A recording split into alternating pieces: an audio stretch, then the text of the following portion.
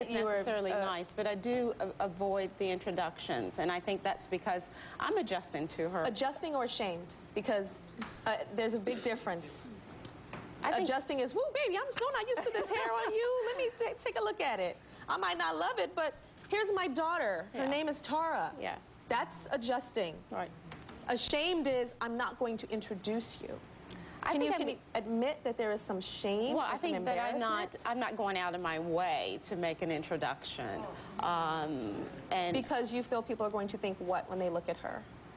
I think people will have no problems with her. I think she's a very beautiful, it's her mother. It's an adjustment for me. So it's your problem? Correct, yes. What do you guys have to say about this? Because they're talking like this and like this and like this and like this. And it's an adjustment. And I just, I don't go out of my way to introduce people to her. And yes, I want to hear what you guys have to say about this.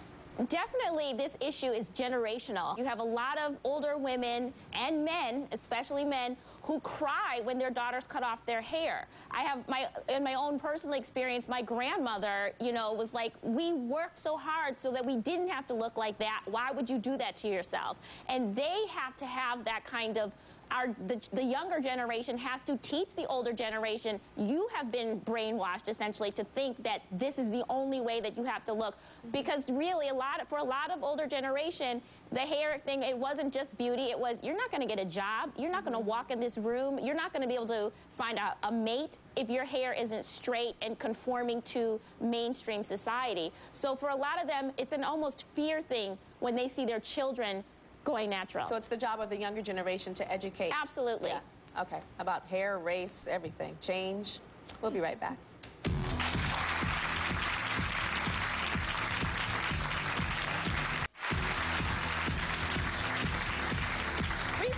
Recently, a campaign was launched called My Black is Beautiful. It's featured in Essence magazine, and it celebrates African-American hair and the effort to get black women to start talking about how beautiful they are.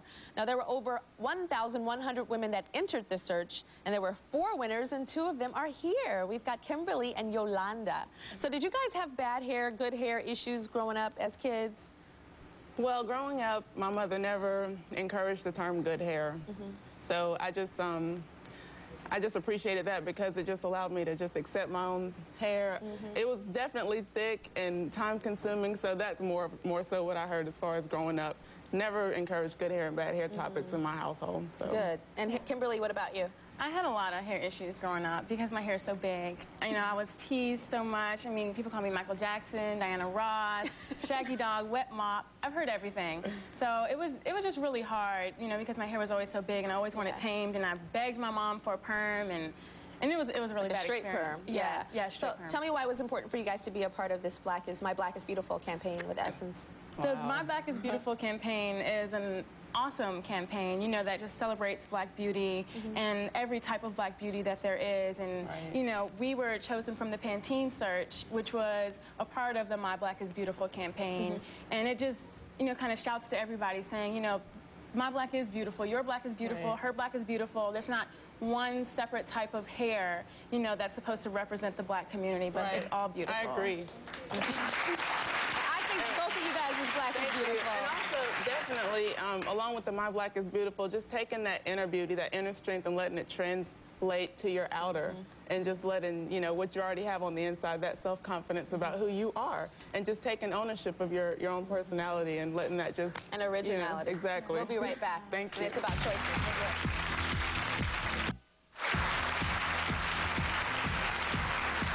Okay, so let's remind ourselves of Tahita. Remember her? After much debate, she was at the top of the show with all the drama and the ladies debating on whether she should be natural or not. Tahita decided that she was ready to go natural. She wanted to give it a try. So let's see what she looks like now. Come on out, Tahita.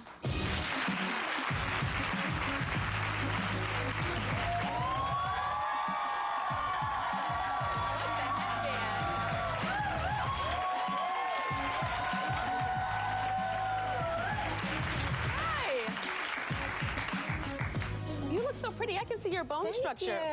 Come right here. I can see your bone structure in your face. I couldn't see that when your hair was down and long before.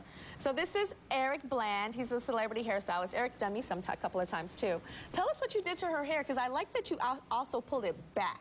But the texture is different too. How did you get her texture to go more curly. Well, actually, that's her natural texture. What I did was she had a lot of split ends, a lot of dryness from the keeping the weave and putting gel. So what I did was I cut it, and then it just brought her natural texture back.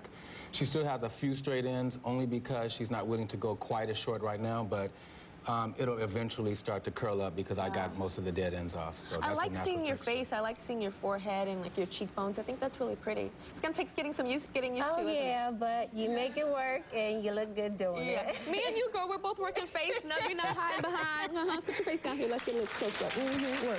Smile with your eyes. Smile with your eyes. Smile with your eyes.